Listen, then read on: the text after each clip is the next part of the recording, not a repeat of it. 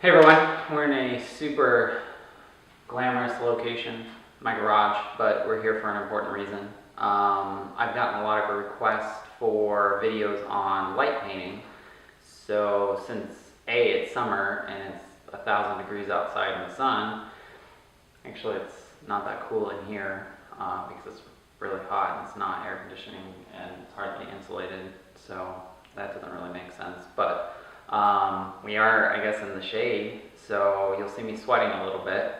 But more importantly, we can make this place pitch dark during the day, and that's one of the main things that we need for light painting. So without further ado, let's jump into the process. We'll talk about camera settings, we'll talk about different exposures, the light I use, things like that. So let's get started. So here's the light we're going to be using. This is a LED light. I got it from Harbor Freight. I will put a link in the description to the light. Big shout out to BT Photo on Instagram for the tip on this, and it's actually worked really well. It has two brightness settings, and it has kind of double edge, so you can control it from either side, but it seems to work really well for what we're doing. The next thing that's really important for light painting is to have a really good tripod. You can't really move when you do this, so I have my tripod set up there, my camera set up. Let's go over and check out what settings we have for this. So the settings that I found that work really well for this environment is we're going to be shooting at a 10-second exposure at f/14. And we are at 100 ISO. The biggest thing when you take a test shot, you want the environment to be completely black. You want to completely control the light that's going into your camera with just your light painting device. So you don't want any stray light. Here is what that frame looks like.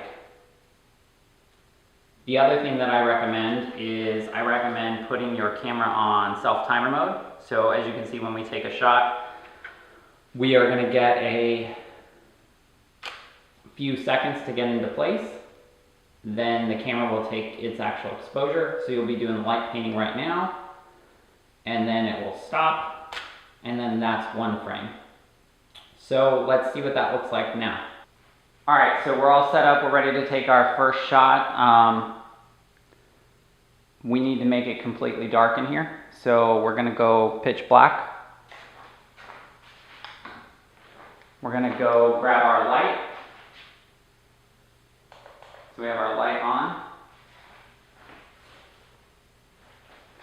And we are gonna take this will be our completely dark exposure that we'll use on the bottom of the frame. And now we are going to do our second exposure, lighting the car. So we'll turn our light on, wait for it to click. So we want to get a good even stream over the car, come in, get a little bit of wheels, get a little bit of base, back wheel, and here's what that exposure looks like. So we'll take another one. It looks like from that we didn't get enough light on the back. So let's go in one more time. Turn on our light. So let's get some more back here, back wheel, overall car, front of the car, front wheel, maybe a little bit on the ground. Still, I think we can probably get a little bit more on the car. Maybe we'll go in a little bit closer. One across.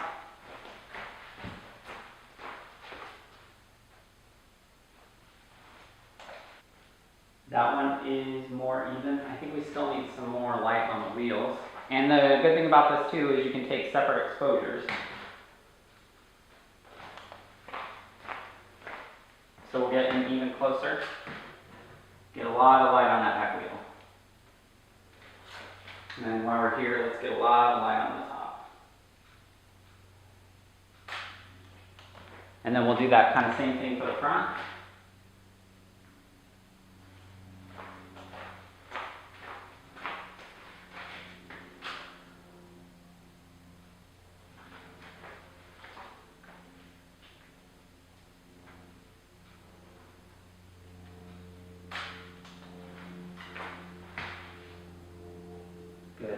like that. Let's do that for the back.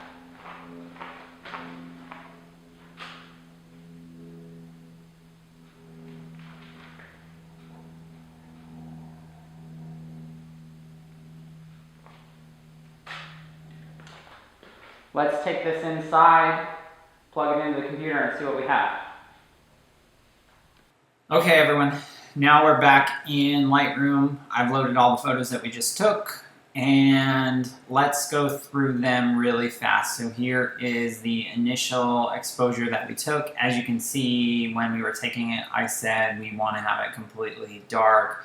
Unfortunately, I was not able to get the environment completely dark. The light was shining through the top of the garage door. Not a big deal, it's in the corner, we can easily clone that out if we need to. Where it gets a little bit stickier and things that you'll want to watch out for when you do this is we have some of those reflections on the car. If it's in a difficult spot, it may be hard to clone out, or it may cast a different light color, things like that. So that's just something to watch out for when you're actually going and doing this. So let's click through the photos really fast, and then I'll show you how we're going to process these.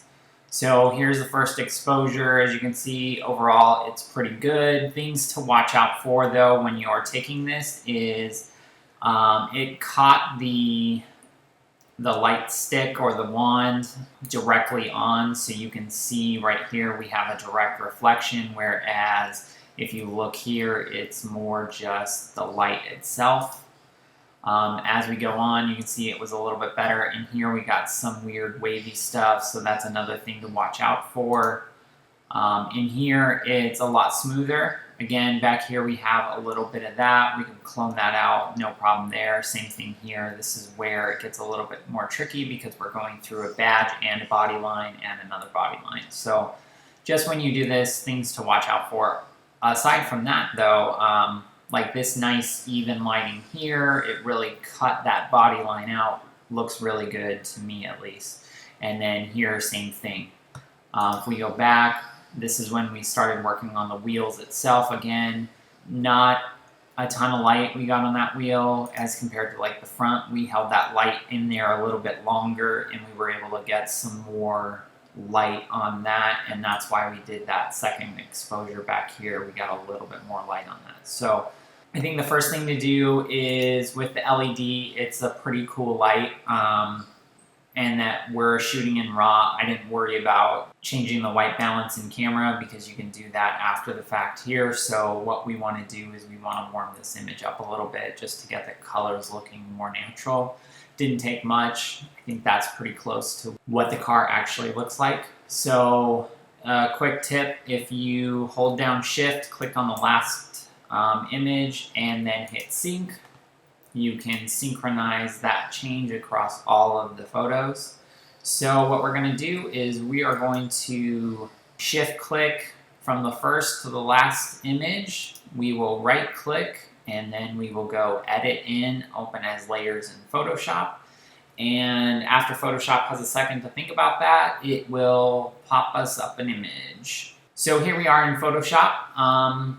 One thing that I recommend doing that I actually just did is if you click on the top layer, click on the bottom layer, and then you go into edit and auto align layers and keep it on auto and just click OK. What Photoshop will do is it will go through the image, it will look for different parts of the images, and it will auto align them. So if you think about what we did in the while we were shooting, we took like 7 different exposures, and the chance of us bumping that camera a little bit in between each one of them, even though we're locked off and it's a pretty stable tripod, is still pretty good. And as you can see here from the outline of the frame, it did shift slightly, so that's always something to think about.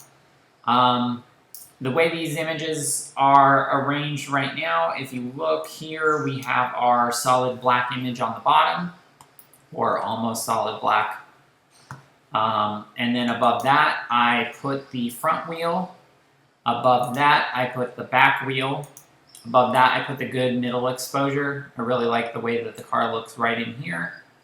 This one is the, I don't know if we'll use this one, and this one, well, these two, the good thing about these is the top of the car, we don't have any nasty reflections from the light in the windows, so those are both good.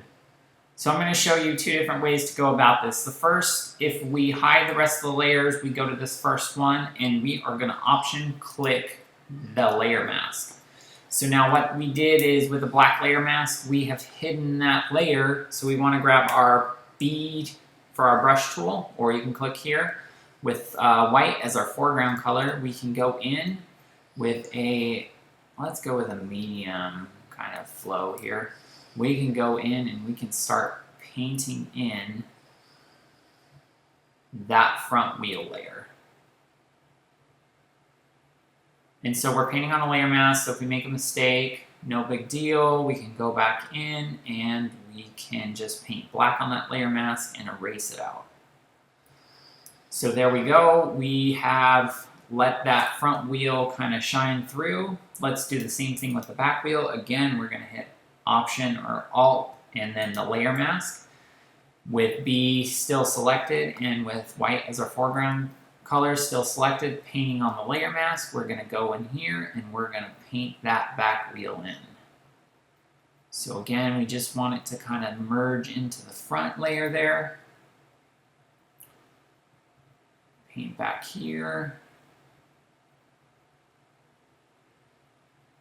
And as you can see where we just started to paint there, we got into the front a little bit. If that happens, you can hit X to go to black. And you can just push that back some. The goal is to kind of get a good middle ground there. And then maybe even we can lower the opacity a bit or the flow. With black selected, we can go and kind of push this in some, just so we have a nice fade. The next layer was our good middle ground, so we'll do the same thing there. With that layer selected, we're going to click Option, click that layer mask, and we're going to go in and paint right in here. So let's switch our colors to white as a foreground color, and we'll just blend those two together. Maybe we'll bring in a little bit more of the ground here. So that would be one way of doing it. As you can see, we kind of have a good middle ground here. We would need to go in and finesse this a little bit more. Probably get a little bit more light in the background here, and we can tone that a bit. So that's one way you can go, is by using the layer mask, getting a nice blend out of the layers that you're looking for. The next one that I'm going to show you, we're going to delete these layer masks. Let's start where we were just a second ago. And with this one, either technique isn't right or wrong. It's good to know both. It's good to know the limitations of both. So this one, what we're going to do is we are going to change the blending mode to lighten. And so now what lighten does is it's going to look at the layer below, and anything that is brighter, it's going to allow that to shine through. So where you'll see this really take into effect is when we click on the next layer. So the previous layer, everything in the front of the car is lit really well. In the back, everything is lit really well. So what we're going to do is we're going to change this to lighten, and as you can see, it allowed those two to build on top of each other. The problem you get with this technique is around here, we have gotten much brighter, and we've also introduced the lights. When we were waving the light around, the camera obviously caught that. So let's do one more layer, and then I'll show you how we're going to go about fixing some of that. So we will go to lighten again on the third layer. Again, this is where the middle was really good. So now you can see our car is lit pretty evenly all the way across. Wheels look good, front and back. The foreground actually looks really good. I like the way that that looks. We need to go back and probably darken this down a little bit. I don't mind you seeing that some of this is back here and seeing the environment, but this is definitely distracting. So how do we get rid of this? We want to go into this layer, So this is the front of the car. We're gonna leave that as a white layer mask, but with our brush tool, we're gonna increase our flow to maybe 50%, and we're gonna paint in black this time. So what black is gonna do, it's gonna hide all of that stuff. And then as you get to the edge, what you can do is you can bring your flow down, you can bring the brush up, and that'll just feather that transition nicely. And we can probably do a little bit down here as well. So that takes care of that layer. We can do the same thing for this one. Same thing, we'll do a white layer mask.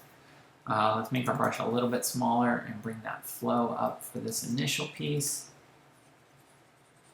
Let's get rid of most of this light.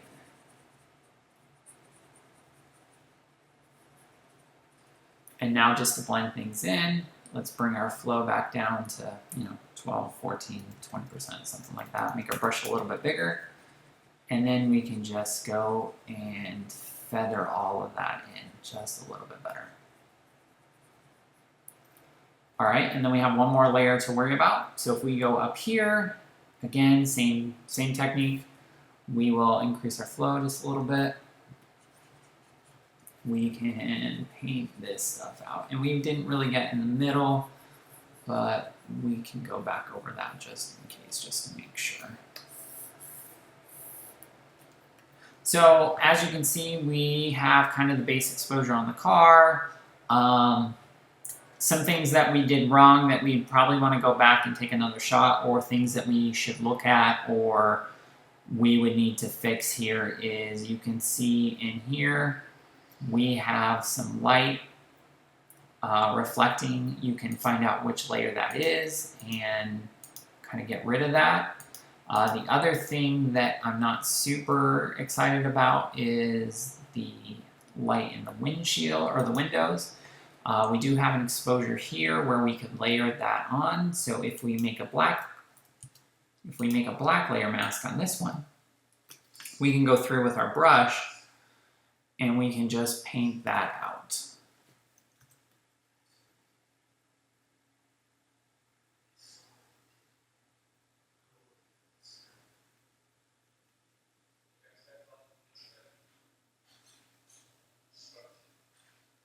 And then if you go too far, you're on the layer mask, so just switch the color, and then you can go back and just paint that in.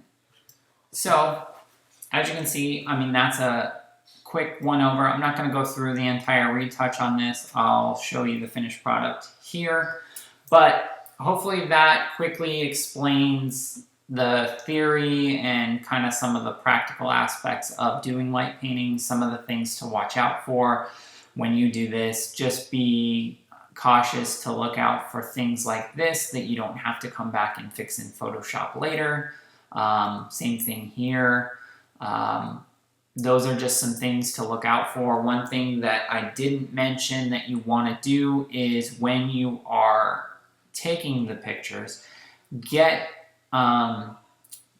strong focus on the car or whatever you're taking a picture of, and then turn it to manual focus. If you try to take a picture in the pitch black in autofocus, the focus is going to hunt and you're going to frustrate yourself, and half of your shots are probably going to be blurry. So you want to make sure that you switch that to manual focus once you have focus locked on your subject, and then go from there. So hopefully you guys enjoy this. Hopefully you learned something. If you get out and do this and post some photos on Instagram or Facebook or wherever, tag me in them, leave me in a comment. That way I see them. I love checking out what you guys are doing. I love seeing you guys put into practice kind of some of the stuff you've learned here. So until next time, take care.